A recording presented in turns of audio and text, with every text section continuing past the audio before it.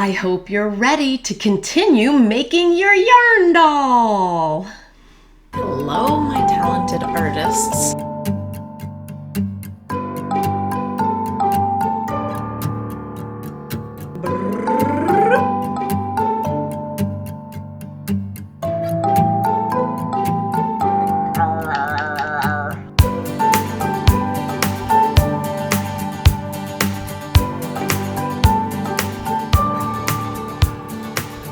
If you like this content, be sure to subscribe and click the like button.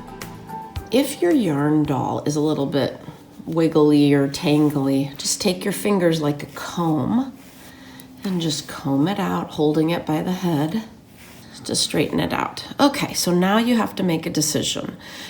I'm going to show you how to make a yarn octopus, but you do not need to make a yarn octopus. You can make any kind of yarn creature you want. So if you want to sort of just play around, you can set it on your table and just group areas of yarn.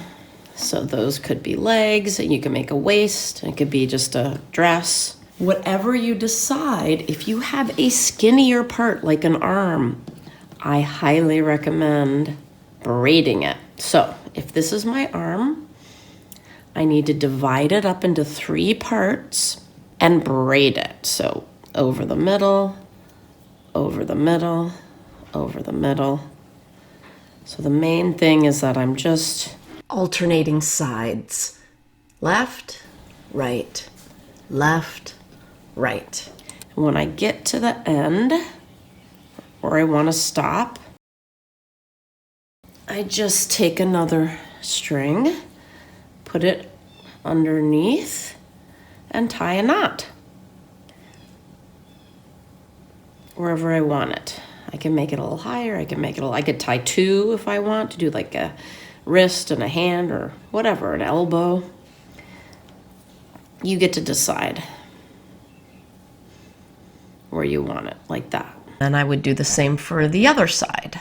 If I want to keep it like a human form, then I need to tie a waist. Basically, you're tying everywhere you can bend. Like you can bend your neck, you can bend your wrist. Not that kind of bending. You can bend your waist. Just tie it everywhere you want it to bend. Yes, more like that kind of bending. Like that, and if you want, you can leave it like that, or you could have legs. You can braid those. Once you decide you like it, you can trim it. However, don't trim any part of your yarn doll unless you're certain it's done. I didn't tie this knot tight enough, so I can untie it really easily. Okay, so now we're gonna talk about the octopus. We're gonna talk about fractions, folks. So if an octopus that has not gotten into a battle with a shark and has all its legs,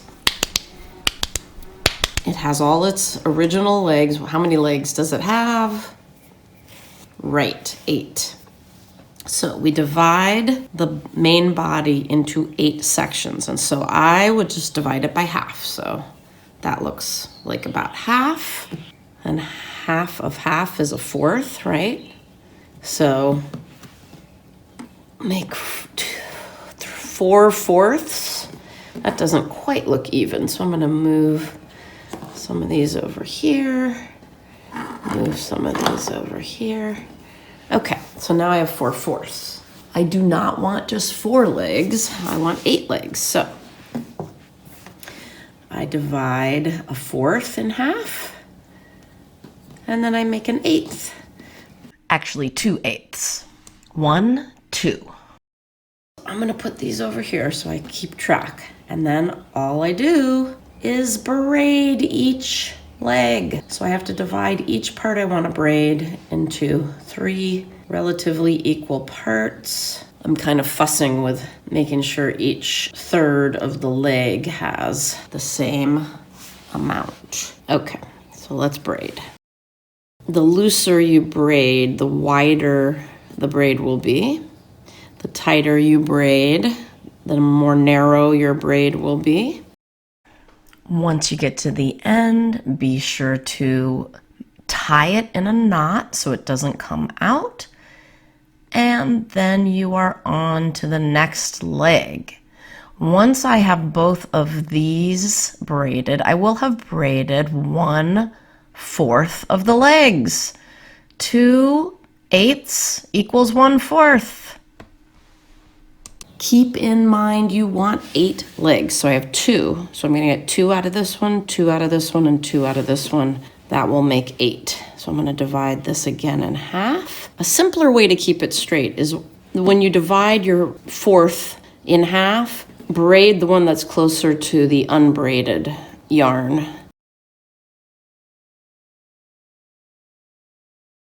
This sticking out is from the tie, the necktie. So if you don't want little pieces sticking out, you should make sure they're not in there. I don't think I can pull it out. I could always trim it later if I want. I don't mind it being imperfect. Remember to tie all of your knots very tightly so that your toy doesn't unravel. So I have 4 legs. That means I braided half of my yarn. Keeping in mind that I want 8 legs. However, always remember, just do your best and don't stress if it doesn't come out exactly how you envision it. The important thing is that you are learning new things, and you can always do this at home if you can get your hands on some yarn and perfect your yarn doll making. This is my last leg. 1, 2, 3, 4, 5, 6, 7, 8. Sometimes I don't always count right, but this time I did. You will probably not finish all of your legs today, but you can finish them next session and get a good start today. It's your turn to get started deciding what kind of yarn doll you want to make and begin tying off the sections and braiding the parts that you want braided. Have fun!